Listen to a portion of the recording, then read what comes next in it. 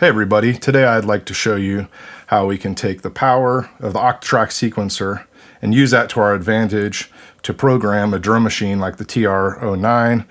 This tutorial will pretty much work for any drum machine that has MIDI implementation, and it'll certainly work especially well for anybody who has any of the Roland stuff, the TR-09, the TR-08, the TR-8S, and those things, but really any drum machine, because what we're going to do today is we're going to set up a MIDI template that allows us to flex the muscles, like I said, of the Octatrack. I just got this TR-09 back from a friend. I had sold it to him a couple years ago and he wanted to part with it, so I said absolutely, I would love to have it back. I kind of regretted selling it, and as I got it hooked up, I started looking at the manual and I thought to myself, why would I learn all over again, or almost even for the first time, why would I spend time learning the TR-09 sequencer when I already know the Octatrack sequencer so well and it's so much more powerful? Now obviously there's going to be a few things the TR-09 sequencer can do that is not necessarily inherent to the Octatrack, but certainly we have a lot more power, and we'll get into that a little bit later once we get this template set up where we can take advantage of the LFOs and the micro timing and the parameter locks and motion sequencing and conditional trigs and all that stuff. Before we get started today, I just wanted to give a super shout out and a thank you to my first Patreon, who is none other than the infamous, world famous EasyBot.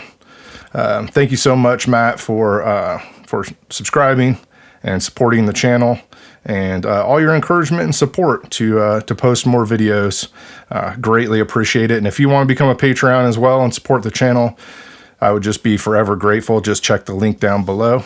And yeah, without further ado, let's take a look. So as we're going in, let me just give you a little demo here. This is the template already set up, and we'll start from scratch here in a minute, but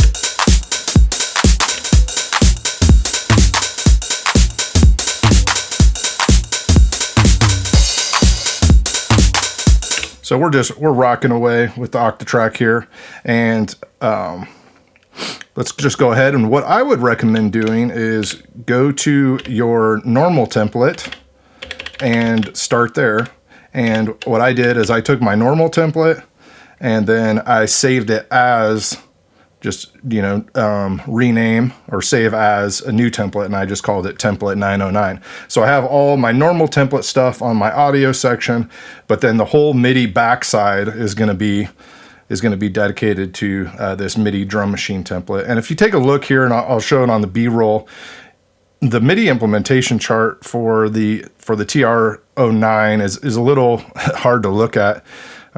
Need a ruler to match up and look at all of our CC note numbers and all that good stuff. So I created a simplified version, a cleaned up cheat sheet that's an Excel format, or you can look at it on Google Sheets, and that's going to be available on my Patreon and on Gumroad. I'll put it on Gumroad for free, but if you'd like to throw me a few bucks for it, I will bundle it also with my TR-09 template. So if you want to, if you have a TR-09 and you want to just be able to download what we're going to do here today, you'll have the ability to do that as well.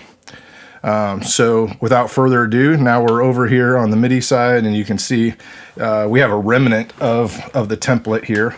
Now, whatever channel you have the TR-09 set up to, we're going to want to make sure that every single MIDI channel is set up to the same MIDI channel. So I have mine on 9 for TR-09, just easy way to remember.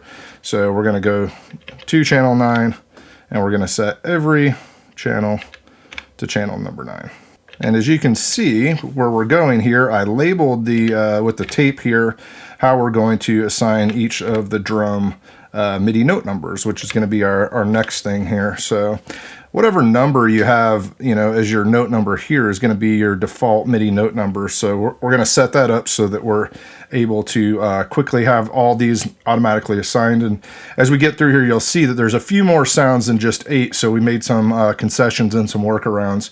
But if we look at our little cheat sheet here that we have in the corner, we see that bass drum is note number 36 per the Roland chart. They actually didn't give us the actual note number, so that's another thing that you get here on the cheat sheet.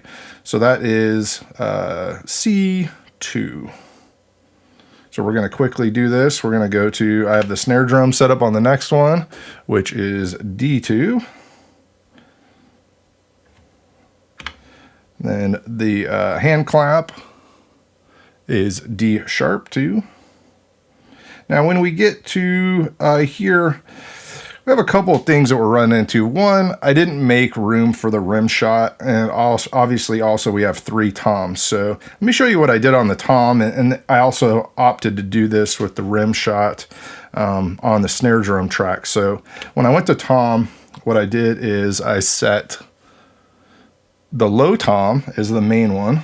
I thought maybe I would use that more than the others. So our low tom is G2.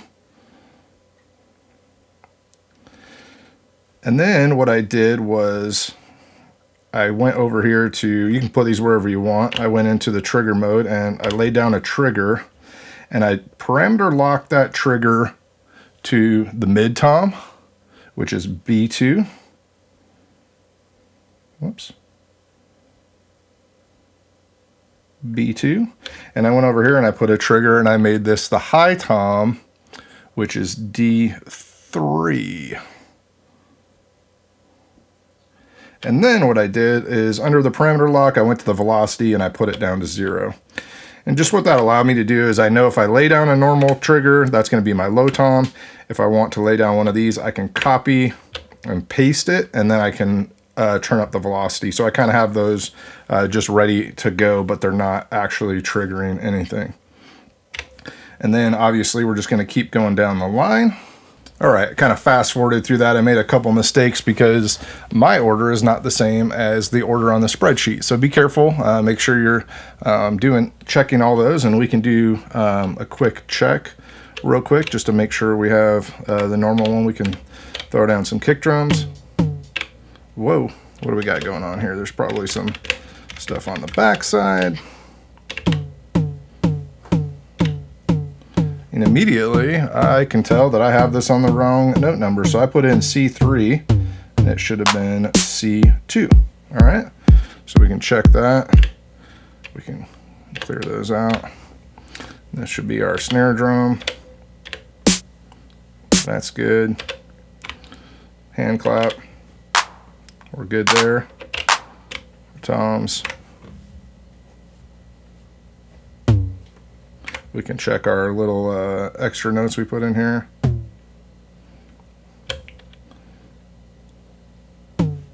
Okay, so those are good. But now that we've verified all of our slots, all of our MIDI note numbers are correct, this would be a good time to save it for the first time. And what we're going to do next is we're going to set up all of our controls. And I've created this little cheat sheet here to just show the convection or the layout that I've chosen. And what I've chosen to do is put the tune, the decay, and the level on these bottom 3, which are the most common ones that you can look on the cheat sheet that are on everyone. And then the bass drum and the snare drum have their own unique ones. Attack on the kick drum, and snappy on the snare drum, and then the compressor. So we'll take a look at those here. So we're just going to go over to the bass drum, and I opted to put these on effects page 2.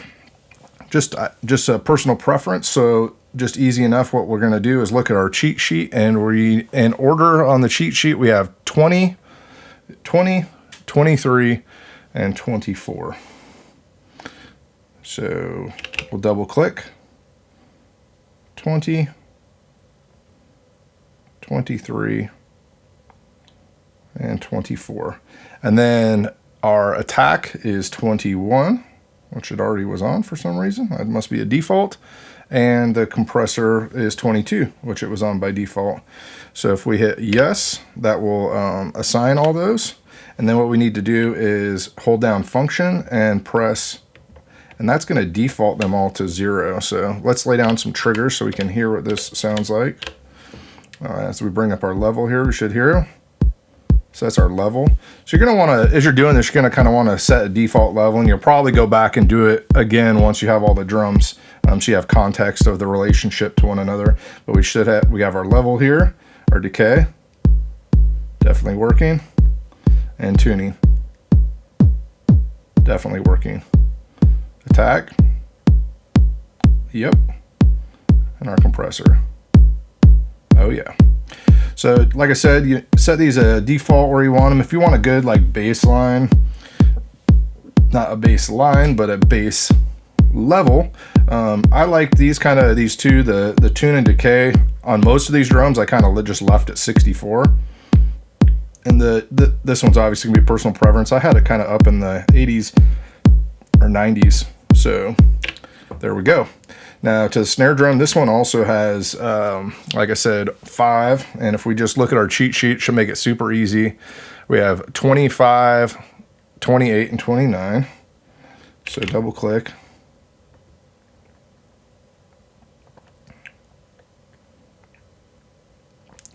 And then the compressor on this one is 27. And a snappy is what they call it here. 26. Save those there. And now if we go back, we should have the same. Looks like that. Interestingly enough, oh, that's still up. We need to turn them all on. So hold down function and press down on all the knobs. And it sends that command so it zeroes out the volume. Now our volume's here. And it should have been there. What are we missing? What did we mess up? Let's take a look. So, snare drum, 29, 28, 25, 27, and 26. That should be correct. Whoops. Messed that up too. So that should be 28. Let's get back out of there. Oh, there we go. We just needed to turn up the attack, or sorry, not the attack, but the snappy. And now that should be our volume. So we did have them signed all correctly. Just got to find the defaults that you like. Here's your, this one is actually called tone and not decay under there, but that was a good place to put it for me because it's very much kind of like a decay. There's your tune and compressor. So I'm only going to show you one more because obviously you can follow along here, and that was with the toms. Remember we did something tricky and I accidentally deleted those notes, but remember we had 3 toms in there. So what we do when we go over to toms, we do have enough pages to have controls for all the toms. So what we're going to do is I use this bottom row, this bottom 3, just like that for my low tom, which was the primary one that we had set up. And so low tom is 46, 47, and 48.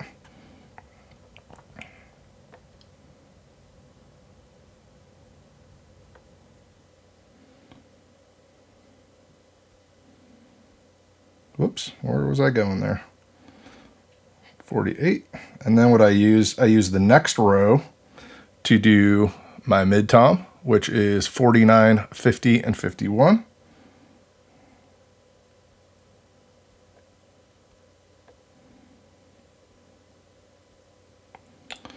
And then hit yes. Now we're going to go over to page 1, and I use the bottom row here for the high tom, which is 52, 53, and 54.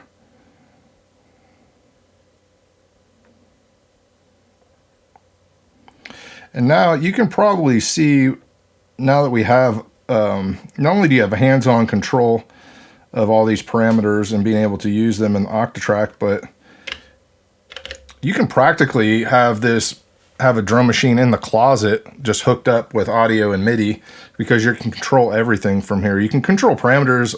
Some of these parameters that we're assigning here aren't even available as knobs on the TR-09.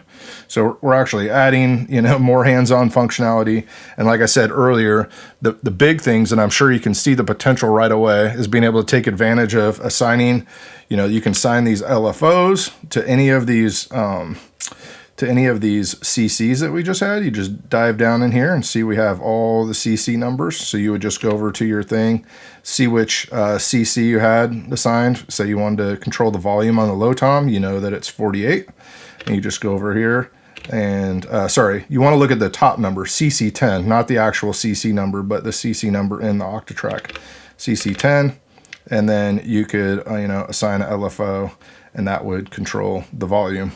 But we have the LFOs. You can record motion sequences into the sequencer. You can have parameter locks.